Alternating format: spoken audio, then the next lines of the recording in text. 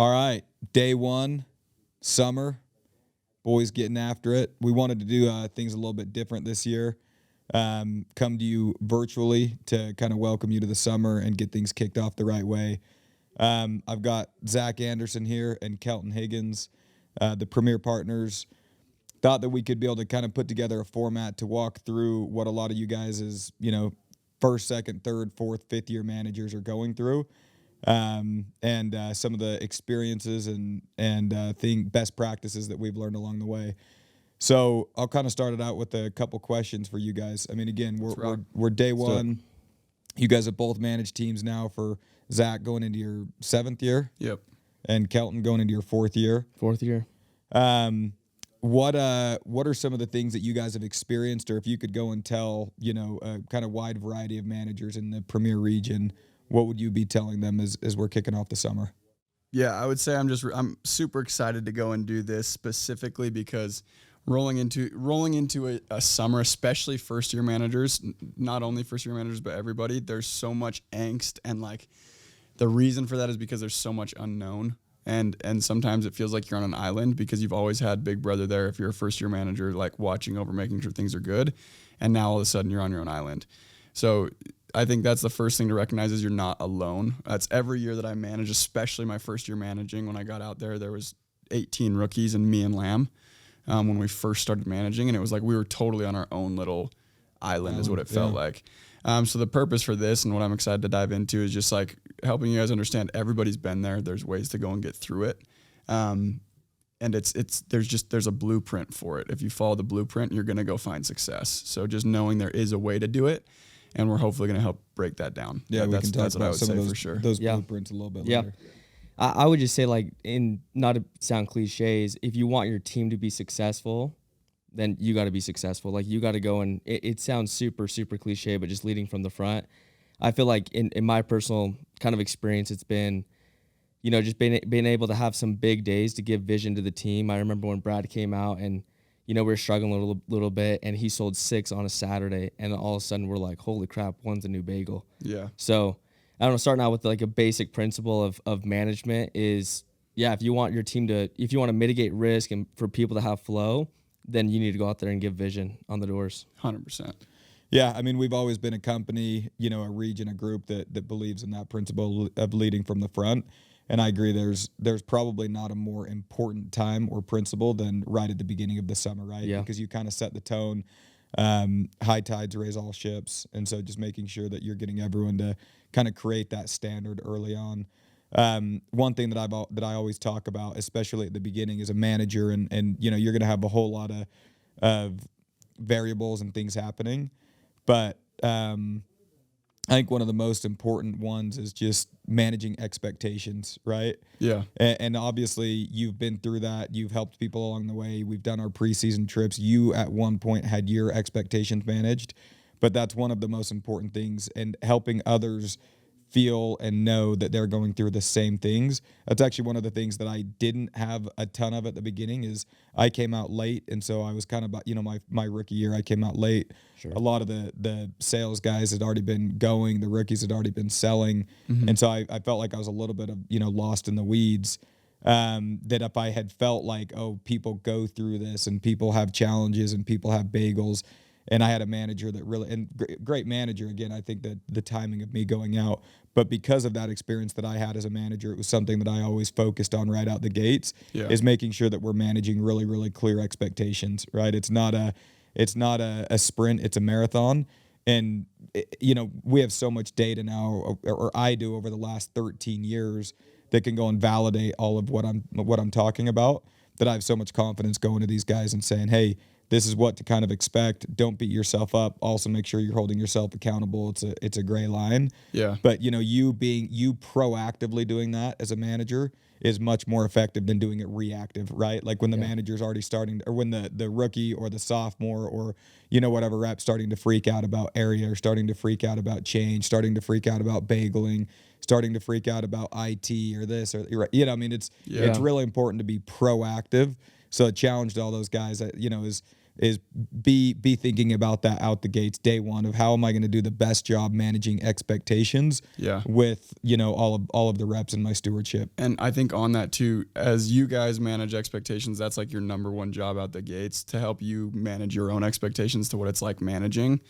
It's a lot of management, but like to help you understand like what your role is now. You are now, as a manager of the office, you're now the therapist.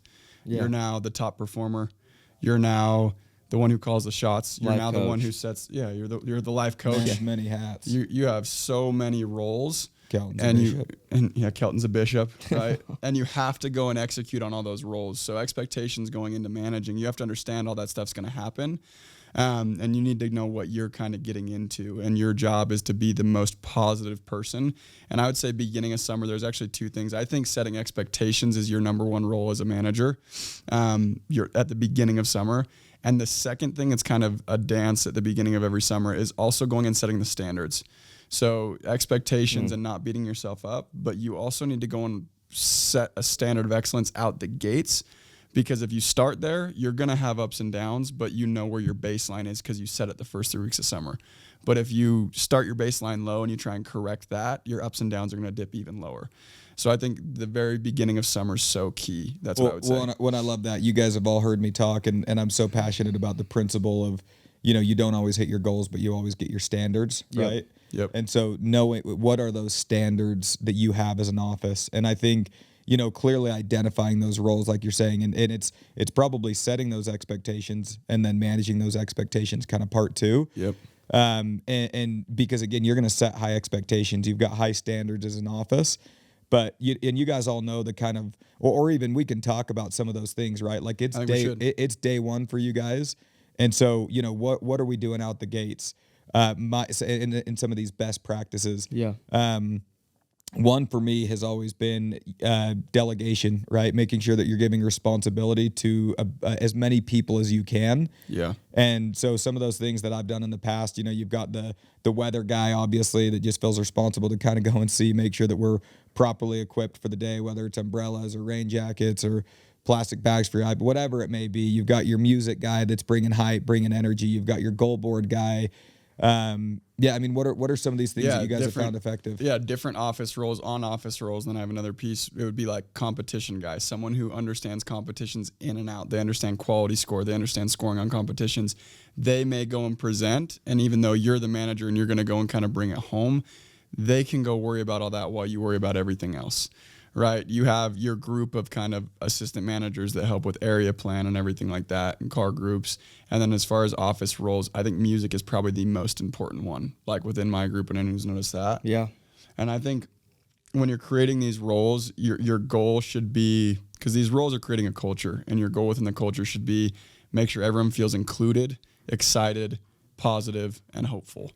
Like if you can go and execute on that, however you do your roles, because I assume we all have super different office roles and our office dynamic is different, but we all probably cultivate that feeling when you walk into the office, and that can't waver. And as the manager, sometimes you get to put on a mask of like, we're rocking, we got this. And then when you're in your shower at night, you're bawling and you're like, I don't know what's going on. You're calling Brad, or you're calling me, or you're calling Kelton. Like those are the people you go and you have the right to stress to, if that makes sense. You don't have the right to go and do that in front of your reps.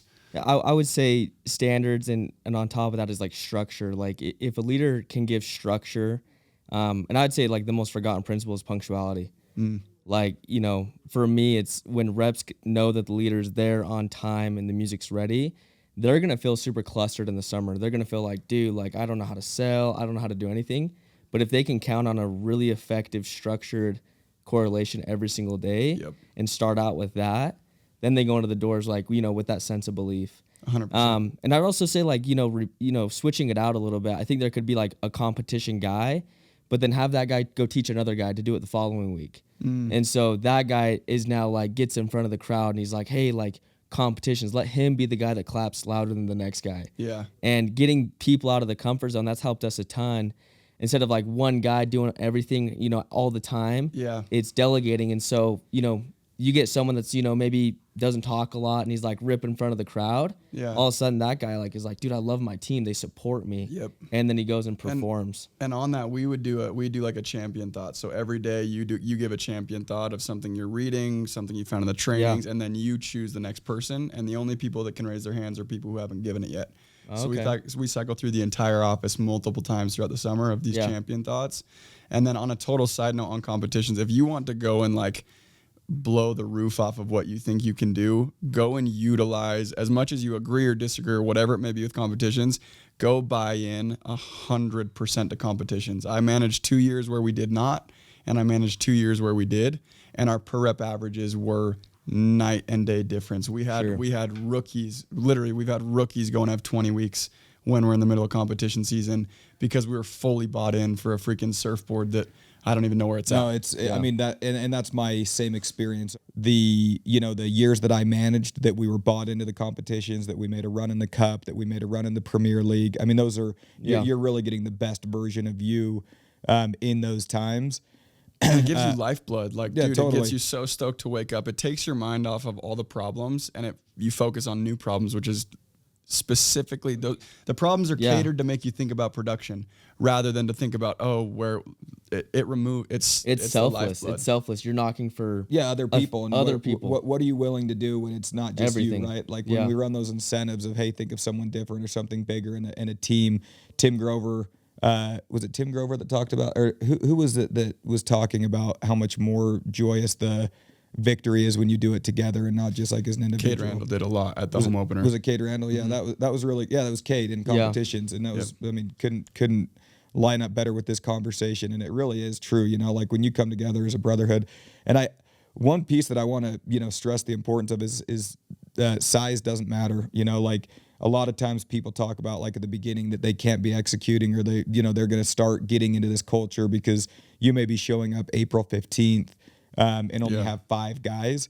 I mean, that's the most important time to kind of set that precedent, and you can bring it. I've seen 7-man squads bring more energy than a team of 40. Totally. Yep. And that's really what our job is to go and, generate energy. And so definitely do not discount yourself if you're a smaller team, or you don't feel like you're all the way clipping, or you're not seeing like all of the buy-in. Like you guys are building this thing, right? Like this is your business. One way step backwards, but kind of before all this is you as the manager, go and get your key leaders together and come up with, I know it sounds really cliche like you were saying, but almost a mission statement. Like, what do you want out of this summer? What do you want out of your team? Like, you're taking ownership of these guys, and kind of define what that's going to be and what experience you guys are going to go and get, and then build everything around that, because everything will fall into place as you're building the competitions, as you're building the assignments for like what you guys feel like is really important. Yeah. It may even be an important piece to be reminding everyone what the mission statement of that office is, and what your goals are, and what you guys are going to accomplish out of it. Go ahead. Yeah, no, to like echo that, the way that we define that within my group is like, you need to understand as a manager, especially there have been so many things that I do that Brad's done, that Kelton does, that you guys don't realize are very thought out. Like everything in summer is thought out if you approach it with the mindset of you're creating an identity, meaning you're creating this bubble that once people come into that bubble, they take on a certain identity, and every single thing that you do is looked at and contributes to what that identity is. So a big one is punctuality. A huge one is like, in my mind, I'm like, what's my identity? My identity is I want to be the team that guys don't want to get matched up with in the competitions. Like I want to be the ones where we're the underdogs. You're feared. Yeah, we're the young dudes, but like you don't want to mess with us. They'll turn up. Right? I want to be the ones where it's like, we go have fun on the weekends, but Monday morning correlation, we have guys there 10 minutes early and they went to the gym that morning. Yeah. Like you're creating an identity with absolutely everything you do. And when you think about it that way, everything you do, you place a larger like responsibility on yourself to do things so perfectly. Yeah. Right. And it's stressful and it's hard, but it's amazing. You're no longer negative. You're unbelievably positive. You're the hardest worker because you're creating the identity first, you as the manager, and then you and your people are then creating the identity that people will become. Yeah. And really quick, touching on assignments, I think some of like the most forgotten assignments is car group drivers. I'll never forget our first year. Brad's like, dude, you don't want to be in my car group. And I'm like, why would I not want to be in your car group, right? And he's like, you'll be the last one to get home. And I'm like, that is so freaking cool. And then I'll never forget it. He's like, you remember like in baseball, you have like a walk-up song or whatever. He has a walk-up song for every single person in his car group. Yep. And then do you stop when you drop him off? You don't even stop. No, you kind of That thing's going like 8 miles an hour You still. slow roll it, music up. You pick honk a the door, horn. and then all of a sudden the guy's off. And so I think, car group drivers, that's probably, arguably the most important thing. I love that. You're so right. And it's so crazy. Like, I could give countless names of people that can't control their car. Like, their car is their enemy at the same time. Yeah. And so being super, super selective and almost like a promotion, like, hey, those are your key leaders. Those are the guys that, like, you make the mission statement with, but those are also the guys that are responsible to drop off the rookies. And make sure sometimes they're as good. a manager, the most powerful thing you can do is give your car up. Oh, The absolutely. most powerful thing, if your guys see that you're willing to do that, Yeah. because you didn't hit whatever your team quota is to be a car group leader, and you give your car up, now when you go tell you're really I never given prideful, up my car, bro. you go tell you're really prideful. No, that- I'm saying because I'll never drop below the quota, bro. There you go. I like it. That's why Brad's the boss. I mean, it really is I that agree. important though. Like, I agree. genuinely think car group drivers can make or break a lot of reps days and agree. weeks and months. And then all of a sudden it's summer. And, I'm looking back, it's like the car group driver's like, hey, drop a pin, and it's 7:00. Yeah. And then this rookie's like, dude, I don't want to argue with the car group driver. Well, it's because it's another bubble. You're Yeah. creating the bubble of your team that creates an identity, and every time you get in a car, it's another bubble with a new identity. Like, you'll have reps where you place them in a certain car group, they go do 2 in a week, and you place them in the right car group, and they go and do 10 in a week. Car group driver for me, I love that. most important assignment. I'm with you. Let's unpack this thing a little bit. So when we're talking about, some of the most important things on day one of the summer and just some of the things that we've talked about now. So we've got a little bit of a mission statement, right? Identifying what your office is, what you're all about, what your core values are, your principle, what you guys are going to go and do. You roll into the punctuality, the setting the right standards, setting the precedent early, leading from the front, just unbelievably important. And now we've just touched on, what we all agree to be potentially one of the most important ones as you're going through delegation and everything else. Yep. And again, making sure that you guys find all of those things. You guys have all been part of offices. You guys know what's going to work, whether it's the music guy, you're talking about the importance of the weather guy, the IT guy, making sure software updates, like all of those things, but just the impact of car group drivers, competitions. We're going to dive into area here in just 1 second, but I think a big best practice of all of these things are you identifying all of these things and starting to talk about them right now. Yeah. And honestly, we should be talking about them in the preseason and everything else, but I watched, Tom Wilkinson go and win the cup, and I've watched these other guys go, and they're talking about the cup when they're recruiting. Trevor Frank, It's snowing outside and they're talking about yeah, it. exactly. Yeah. Trevor Frank, one of the most legendary humans in cup history. He talks about the cup more than anything else, and you can see. I mean, his background on his phone is the cup. Exactly. Yeah. You can see that, but you literally get that. And so I think talking about it right now, talking about the importance of the car group drivers and conditioning our people to understand all of things that we've identified to be so important. Yeah. So area is always, a hard one to manage, right? You get people that like specific stuff. You got a lot going on. What are some of the best practices that we've all, dealt with on area? You as the manager, you now have like the keys to the kingdom, so you can go knock what you want. That you have the right, and nobody can even look over your shoulder and check that. You can never go and put someone in a neighborhood that you wouldn't go and knock, because if someone is complaining about their neighborhood early on, the best thing you can do is go in there and throw down. Yep. Like all of my guys, every single guy in my org knows it, that I have a bet. If you think your area is impossible to sell in, and I go in there within 3 hours and get a deal, you owe me $1,000. If I don't, I give you $1,000 and you go to a new area. Wow. And that's like, and you have to have the confidence to do that. Like that's part of that is leading from the front. You have to have your own sales confidence. And then also areas that you write the narrative on area. You 100% write that narrative on area. When you're going to a city, you control how stoked everyone is to go to that city. And you don't have to know a damn thing about that area to really go and get stoked, because it's not the area that doesn't determine production. What determines production is the energy. So best practices with area is, number one, have supreme confidence. You can go sell anywhere. That way, if anyone's ever complaining, you can go and show them. Because the second you do that, not only does that rep shut up, the whole office is like, ooh. Like, I can't go blame it on the area anymore. Yeah. Because there genuinely is deals everywhere. And then if you control the energy, that's the best practice I've ever found. And that includes re-knocking. Like, if you're like, bro, re-knocking's the best. Guess what happens when you go re-knock? Yeah. Everybody goes and sells more. But if you're like, oh, shit, I really don't want to go re-knock. We might have to re-knock at the end. You go re-knock, everyone shits the bed. Like, you control the narrative entirely. Which wasn't easy for me. Like, you know, coming from PES, I think we had like 6 guys in the state of Utah. So like re-knocking just wasn't a thing. And I remember Brad's like, hey, you got, like, obviously our first year we had a re-knock, but our second year we knocked Colleen our first time, and we ended up going through it, like genuinely going through it our 4 times. Yeah. And the second time was better than the first. The third was better than the second. And then the fourth was our best week of the entire summer. Yeah. And, you know, it just like blew my mind. And it was like constant, like, bro, I knocked behind so-and-so, left the deal on the table. And it's just, it honestly is part of the job. It like primes the area.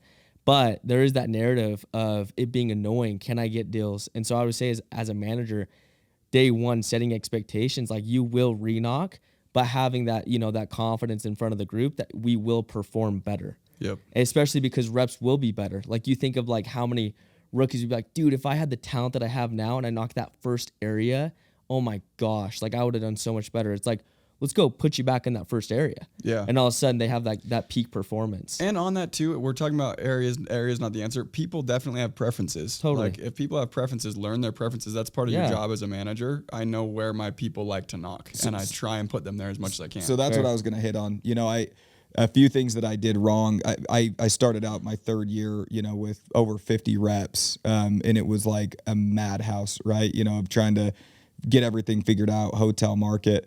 And I remember, you know, distinctively about halfway through that summer, really making an effort to find out what people like. Yep. You know, because again, a lot of times we feel like we're fighting everyone for area. Those of you guys that obviously know me, my last 3-4 years managing, I wouldn't even take an area. I would go and, you know, I learned how to go and kind of country knock, perfect my craft in country knocking and going to where there's or knocking in a recycled area or whatever it like is. going to where there's unlimited stuff. But I remember figuring out what every person liked, and it's kind of funny because not everyone likes the same stuff. No, like, not at all. You can, and so it actually works really, really well. I may love new construction, young family, military, and that completely freaks some of these other people out, right? So they may love a little bit more lower income because they feel like they can connect with, you know, the people better. They'll listen to them. Some people love the hard ass, just like boom, boom, direct to the point that they can drill at them. Some people love sell a knocking fat with, pack for them. Exactly. Stoked. Some people love the selling, you know, elderly people that they can go and get referrals. I always said there are some variables. Like we're naive saying that there's no better that's better than others, but it's actually not where you sell, it's who you sell. Yeah. I remember going in Wyoming in this town, and I went and re-knocked it that we didn't do super well in. And I remember selling this guy, you know, he's mid-70s, Jerry Kincaid. And the fact that I sold this guy, remember his name, he had lived there for, you know, however long, everyone knew Jerry Kincaid. And I ended up going and throwing in 23 that week just because they're all like, oh, Jerry, yeah, we've been, you know, and it was just like this compound. And so, you know, just remembering to take a little bit of the time. And I think that it's a really good, even out the gates of going and talking to guys and leveling with all of the reps and say, hey, you know, as far as area goes, we've got unbelievable area this summer, and we're going to do our best to always be putting every rep in the best stuff. It's always going to be a challenge, and there's a lot of moving parts. Yeah. But let's constantly talk about what you're liking, what you're not liking, so that we can always put you in the best situation. And what that's going to show that rep is, hey, we know it's not going to be perfect, but I know that this guy cares. You know, I know that he cares about what we're going to be in. So, you know, again, I think all of those things, it's exactly right. Like you go in with energy, you go in that you're caring, you're doing your best to put them in the stuff that they like. I think it's really important, especially for people that are knocking in small towns. One of the best practices that we harped on for years and years and years is, you know, sharing names and lists, right? Drop. Like we sometimes get in the routine where we may not need as a manager as much of those things that help out, right? Like I'm very confident I can drive up to any country home, or I can go into a neighborhood and I can huck, but I don't expect a rookie to be doing that. I have 13 years of experience. The things that can help these rookies and these sophomores really get things going are just names and influential people, right? And so getting on that group text of, hey, I just sold Jerry Kincaid. He's lived in Powell, Wyoming for 70 years. Every person knows this guy. He owns the auto shop in town, all of that stuff. Yeah. And just using all of these things in area, to make sure that we can create the best experience and the best momentum for all of our guys. On that, you just mentioned something as a total side note, but like maybe it's me being weird and maybe I over exaggerate the importance of it. There is very few things in the summer as important as an active group chat. Yeah. Where I'll start a group chat first day of summer and I'll individually text a third of the group chat individually. I'll say, hey, you're a really important key player to this team. When I text in the group chat, I need a response. I don't want this thing lively the entire day. If someone gets a sale, I want to see your response. And then those 10 people feel responsibility to go and text back and respond. Yep. And that trickles into all 35, right? And those could be just key leaders, those 10 people. Yeah, or even a few rookies, because then the rookies see 2 more rookies start texting, like, oh, I got to text. An active group chat goes and makes a day. I remember my rookie year, so I obviously didn't historically have the best rookie year.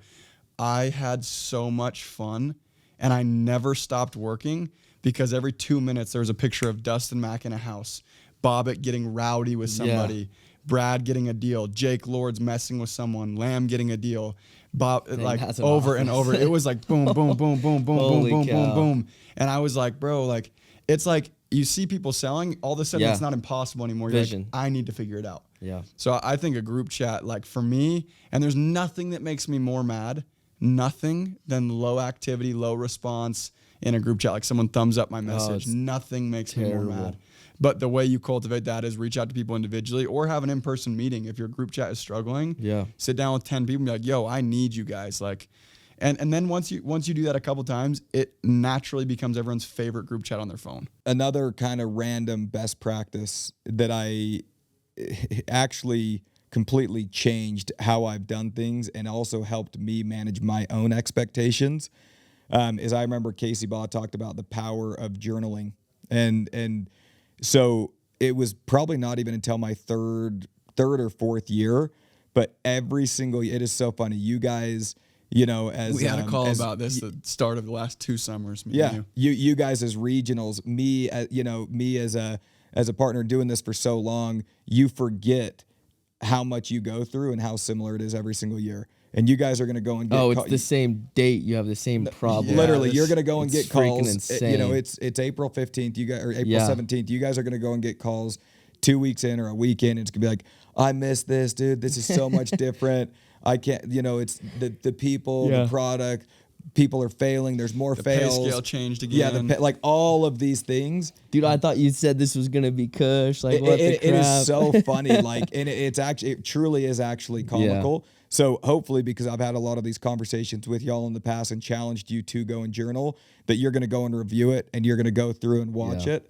But I challenge you guys to journal what you're going through right now, because this is going to help you for a long time. And it's actually good to put it, pen to paper on what you're going through and really identify what your real challenges are. If you mean, if you're going and writing those down, I'm going to put you back in state. Yeah. You're a lot more likely to go and come up with solutions. Yeah. But yeah, just kind of a random thing that I always was impressed, that Casey could go back and for me to be able to go back and reflect. And he's like, go and read your journal, and I guarantee you're going to find the same stuff. Yeah. And it's, it's like clockwork. So it is like clockwork, and it's so similar that you realize like the role doesn't change. The challenges don't change. It's just like you've had 8 months without these challenges. They're going to come and be a thing again. And I think something really important to realize, because obviously managers listening, you're like, holy crap, this sound like, if it's your first year, I can imagine it's like, it sounds like a lot. It is.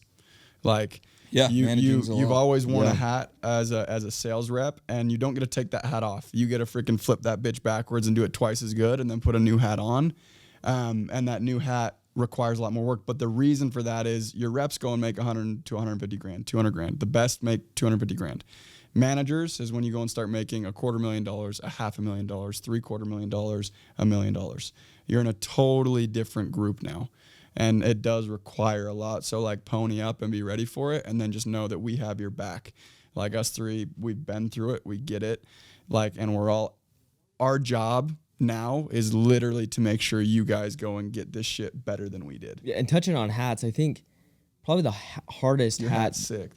Thanks, bro. Yeah, touching on hats. The hardest hat to wear is probably like, you know, kind of being dad a little bit, being almost like a shoulder to cry on, and having reps literally come to you and they're like, dude, am I ever gonna figure this out? Like, I'll never forget it. Parker Stevens, like, everyone knows him, but he's like, dude, like, almost in tears. He's like, there's just no freaking way, huh? And I'm like, no, there is a way. Like, you're gonna figure it out. Yeah. And, you know, really like empathizing with people. I think a lot of managers, they're like a little bit too stone cold. How do you get them through that? What do you do to get them through that moment? You got to relate. Like, you really do have to play dad. You have to like be there for them and help them. And then, you know, kind of moving forward is like, our full-time job is to give a solution. And, you know, touching on that, it's training. It's helping people get ready for the job. Yeah. And I would say that's one of the biggest roles in management, besides structure and all the things and effort and making sure people have kind of a pathway for success. It's, hey, like, make sure that they're trained, making sure that they have a pitch. Like, you would be so mind blown in your offices of rookies, you know, a month from now, and all of a sudden you're like, hey, everyone have their pitch? And there's a lot of people that are like, dude, you know, I've been back and forth on 15 of them. And I'm like, dang it. Like, that's why we're not clipping. Like, let's figure this out. So Dude, training. And I would say, I don't know if you guys want to talk about that a little bit, training and how important that is. First off, I want you to resume, but in the middle of this, my people listening realize that's not my strong suit. So I've had to substitute a lot of vision in place of training, which I recognized 2 years ago and tried to implement more training, created a training manual. I realized I was lacking, but like, I think there's two ways to go and get someone through that moment when they're like, am I going to figure that out? You go give them way more competence, which breeds confidence. Yep. And you go, like, that's where I struggled. But what I am good at is I'm like, no. I've been there, I relate. And then I paint a vision for like what it could be, like what it's going to be if you stick with it. Instill the belief. It might take time. That goes a really long way. If you can figure out how to do both of those really well, I think that is where you're absolutely better than me, I think, is in the training portion. You can patch that. Training, I don't know, like, what were some of your OG trainings, or how did you get reps ready? That's a good question. You know, Bobbitt go cuss you out. Bobbitt's just like, camera. No, I mean, you know, I think some of the most powerful trainings are, like you said, actually knowing what you need to go and train on. You know, you guys have seen my whole thing of out the gates. It's, you have to have a door approach. You have to know what you're saying. You have to be confident in what you're saying. And there's actually no problem. You know, for me, I remember going and watching the insider training, and you know, I watched a whole bunch of different sales samples or door approaches, and I kind of put together what worked for me. Yeah. And I memorized it, and it was like clockwork. I knew exactly what I was going to go and say every single time. And a lot of times people are like, don't be robotic, but there's a really good hybrid in between of like having a professional pitch that you can memorize and also putting your personality in. But you know, a classic for me was the just keeping note of the different categories of what a sales process is going to require. You know, the first is going to be the door approach. Mm-hmm. So how many door approaches you remember the little tally marks when I would go and say DA, how many door approaches am I getting off, like actual pitches? Yep. The IH was in home. You know, how many homes am I getting into? Track the numbers. Am I transitioning into the home? The what did I call it? Presentation. Presentation, walk around, that kind of whole thing. Like, are you just getting in the house and actually going through like the whole presentation, or are you just kind of getting in and like not did knowing you get what to you're price? Really exactly. Like, are you going through it? And then obviously the close, the survey, like actually getting deals. And so for me, it was just such an easy thing to go start out the gates for a rookie of, hey, know your numbers. Like every business, and guys, this is a business even for a rookie, the most important part is to know your numbers. Yeah, I got to do better at that. And so like, if you know, I'm bad at my numbers. There are a lot of people that like, they know they're self-starters and they know exactly what their percentages are. And there's a lot of people that have no idea to even figure that out. And so I would say that's a really, really important thing to go and do day one, is getting your people in the best practice of knowing their numbers. So for me, it was a really easy way to go and say, all right, if I'm doing 15 door approaches a day, I'm probably not knocking enough doors. Yeah. But if I'm doing, 15, 20 of those and I'm getting into 2 homes, my transition is where I need to work on. I need to Yeah, get you can confidence of diagnose the getting into the home. problem. Yeah, and you're just like, boom, I'm going to go because we don't need to go and overtrain. And they may have a really, really good door approach, and they just keep on changing up their door approach, thinking that that's why they're not selling. But clearly their door approach is not the problem, because they're getting into a bunch of houses. Yeah. It's their close is the issue. And so you kind of get in this mental scramble of like, you know, it's important to identify what you can go and train on. And also, you know, the bagel meetings. This is a really good time. So when we talk about OG best practices, guys, the first of the summer, and we've all been through this, but the first part of the summer where you're setting the precedent, it's the most important part. You know, and it's tiring. Like you said, man, it's a lot of work, and you've got to be willing to do all of it.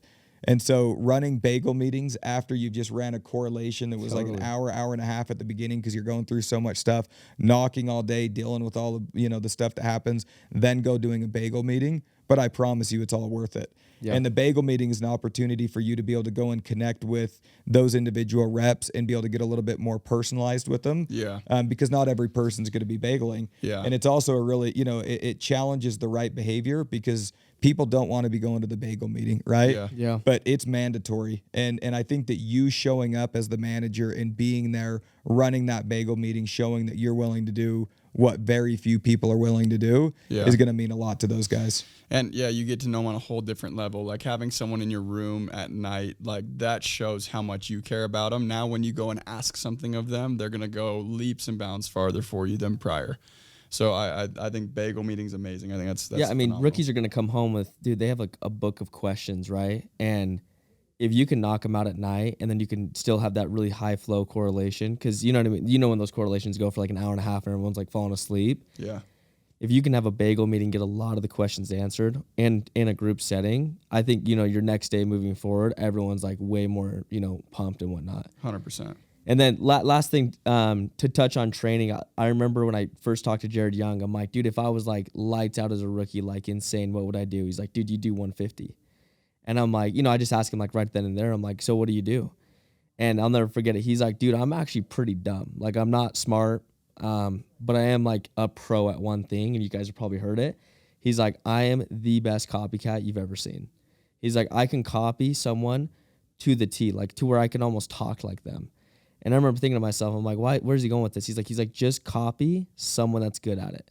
And so as a manager, I think that one thing that you can do for rookies, and I'm actually just getting feedback even this week, people on preseason like, dude, couldn't get in a home, copied a pitch, word for word, got in 3 homes, sold 2. And I'm like, what the crap?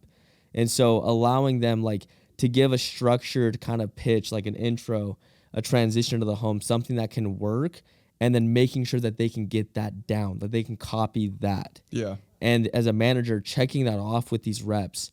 And as they check it off, like they're going to have issues. And they're going to be saying things that aren't the pitch. And be candid with them. Hey, let's go back. Let's repeat that. Yeah. And, you know, because people are going to try to drop their own stuff, and all of a sudden they go on these 5-minute tangents when all they need to do is say, hey, do you have a corner of a table? I'm going to give you a price. Yeah. And so giving that copy and paste mentality and simplifying the sales process. Yeah. When Brad came and visited us, I was like, you know, we're struggling. And he's like, give a freaking promotion. And I'm like, what do you mean? He's like, don't forget the promotion. Yeah. And all of a sudden we're like, okay, so like, what are some common promotions? Like just such a simple training. And then we went and what did we do? Like, dude, it was you insane. guys popped up. I mean, it was crazy. And I think it was just mentioning promotion. It was tailoring that. It was, hey, we're not just selling smart home, right? We're selling an experience. We're selling a smart or a promotion. We're selling and identifying with your group coming from pest control and keeping it simple. So, you know, so many things that we can kind of go through and that you guys are going to go and personalize with your trainings. And, you know, you guys are managers for a reason. You know, you guys have kind of have upped your game, and you're leveling up, and we couldn't be more pumped for you guys.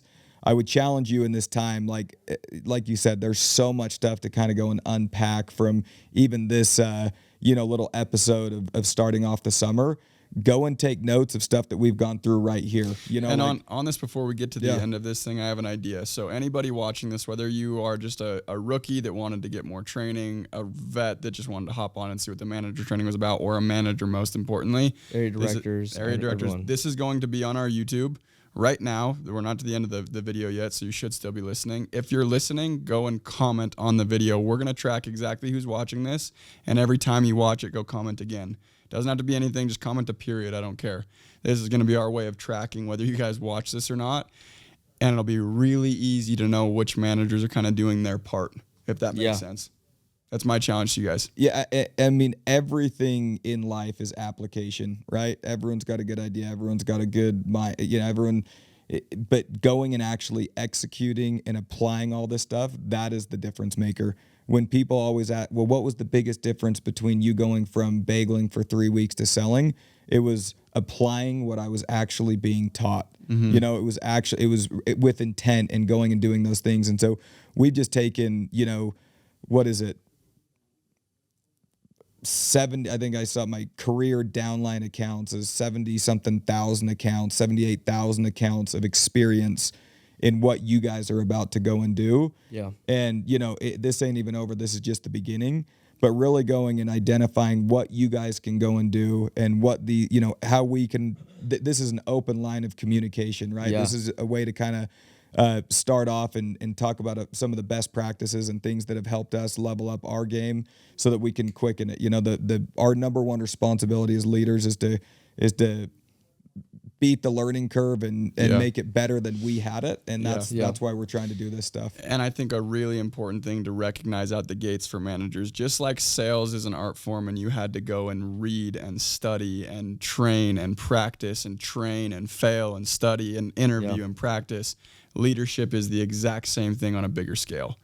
Don't expect to go be an insane leader if you don't want to go study this thing like it's an art form, whether that's calling Brad twice a week to blow him up and interview him, calling Kelton even though you're in my group, calling me even though you're in Kelton's group, calling the other managers in the company, reading books on leadership. Like, leadership is an art form that's more valuable than sales, in my opinion. If you can go influence other people, you're on the cusp of going and doing things in a really big way. And everything from the rookie to a partner is all just on a different scale, right? Yeah. So we always talk about the best rookies are the people that blow you up and ask the right questions and they're constantly learning. Those are the best managers as well, right? Yeah. Like, it's the people, it's the best area director, it's the best regional, it's the people that are constantly wanting to learn and level up their game. Back to you on the commenting. I think that we would love to hear all of y'all's feedback and best practices as we're going to. Yeah. So when we're talking about the music guy or the weather guy or the car group guy or any of those things, comment what you guys are doing, the success that you guys are seeing. Yep. We're so freaking fired up for this year. Yeah. We're proud of all of you guys. Proud of the work that you've put in. Truly, a lot of the work has been done in the preseason. Now it's just time to kind of go reap the rewards. We should be on autopilot, and love the hell out of all you guys. Let's go do it. I'll end with one thing. You gotta have fun. You gotta create a culture of having so much fun, and winning is fun. It's not taking time off. Winning is more fun than fun. There you go. Winning is fun. Hitting goals is fun, and making sure Brad's always hit on it. It's premier. It's making sure people have experiences, and if you can do that, it's free. It's insane. People are gonna go hug. They're gonna get excited. I'm glad and you the complaints said that. go down. No cap, I'm super bro. glad. No cap. Brad says no cap. I'm glad you said that. That is actually, and I can't believe I even mentioned it. That's like the number one most important thing to me. I have a lot of reps that have stuck with me for 4 years because summer is the most fun they have had ever. Yeah. And then on their 4th year, they have their breakthrough year. They make shit money for 3 years and they go get a job at Little Caesar when they get home. Yeah. But then their 4th year, they go pop off. And then we have guys where their rookie year, they made $6,000. They turn into a Jaden Kenny or a Jason Andersen. Yeah. Or any of these guys or even a crew. Like, he went and did less than 100 in pest control. He did like 55. Came out and did more than that with us. But he didn't stick with us because of the money. He stuck with us because he has fun. Yeah. I love that you said that. I think that's super, super, super valuable. Not to drag this thing out, but I'm going to end with one last principle or kind of concept that I've... Facts. No cat. Let's go, baby. No, I think that this is an opportunity that you give your people you give them an opportunity to be the best version of themselves. And that is really, really, really cool. Like, and for all of you continue, as managers or area directors, or like you said, you're watching this thing to figure out what these managers are doing.